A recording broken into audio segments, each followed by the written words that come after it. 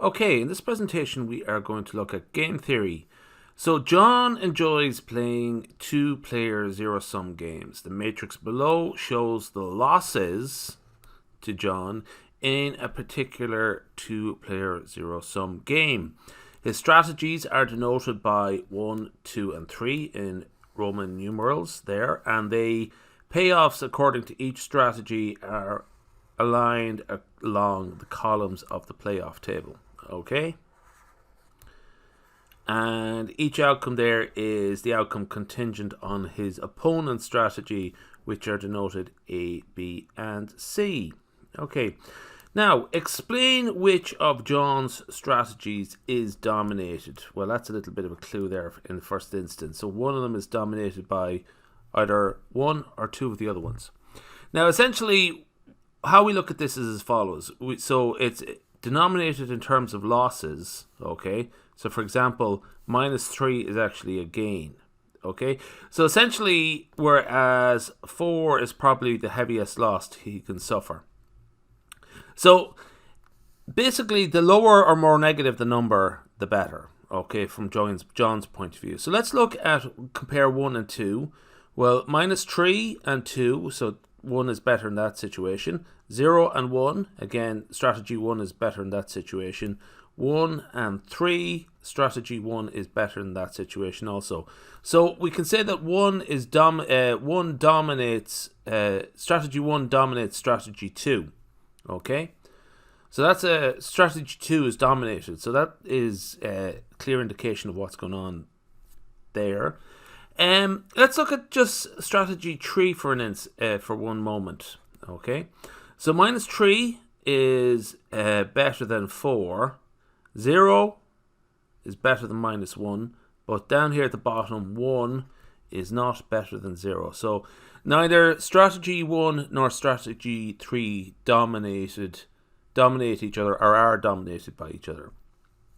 So just for the sake of completeness, let's look at 2 and 3. So 2 is better than 4, but 1 is not better than -1. Okay, so we have our answer. Basically, the answer is that strategy 2 is dominated by strategy 1. Okay, so he is always better off going with strategy 1 and never going with strategy 2.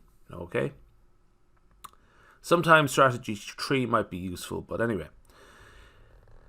So, strategy 2 is dominated since strategy 1 is better under all opponent strategies. Okay, so the second question is as follows. Let's go back up. The opponent now has the option of a fourth strategy, D, which results in none of John's strategies being dominated. So, suggest possible values of D. Okay, so I have the table set up here. Okay, so we want a situation where none of the strategies of John's strategies 1, 2, 3 dominate each other. Okay, so the only way that's going to work is if we have some outcome that is better under strategy 2 when compared to strategy 1. So, for example, basically when a number here that's greater than that number there. Okay, so that will do it. We don't have to pay too much attention to strategy 3 because, it doesn't really matter. It's not dominated by anything else. Okay, or it doesn't dominate anything else. So that's, any number you can put in there. It doesn't really matter. So I just put in 0 for the sake of just a default, make up a number. So a very neutral, nondescript number. That's it, really. That's the only reason. So 2, 0, and 0. Basically, if any outcome, remember, this isn't denominated in terms of losses.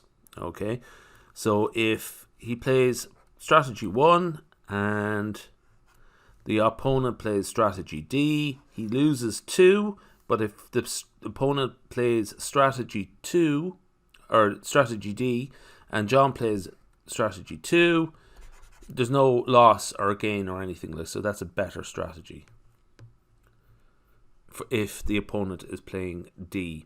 That's it, really. That's just a couple ideas about dominant and dominating strategies and so on.